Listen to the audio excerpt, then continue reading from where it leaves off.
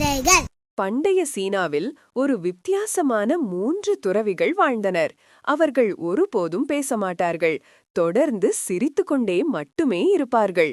அவர்களின் சிரிப்பே அவர்களின் ஒரே போதனை மற்றும் பிரார்த்தனையாக இருந்தது. அவர்கள் எங்கு சென்றாலும் அங்கெல்லாம் மகிழ்ச்சி பரவும்.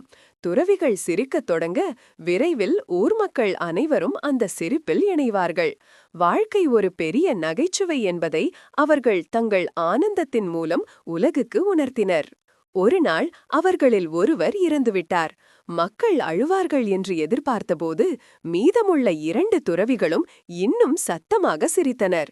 யார் முதலில் இறப்பது என்று பந்தயம் கட்டியதாகவும் இறந்த துறவி வெற்றி பெற்றதாகவும் அவர்கள் கூறினர். இறந்த துறவி தன் பழைய உடையிலேயே தகனம் செய்யப்பட வேண்டும் என்று கேட்டிருந்தார். இறுதிச் சடங்கில் அவருக்கு தீ வைத்தபோது அவரது உடையிலிருந்து நூற்றுக்கணக்கான வண்ணங்களில் வான வேடிக்கைகள் வெடித்தன. இது அவரது வாழ்நாள் ஆனந்தத்தின் கொண்டாட்டம். அன்பர்களே, நாம் இந்த பூமியில் இருப்பதற்கான ஒரே நோக்கம் சிரித்து மகிழ்ச்சியுடன் வாழ்வதுதான்.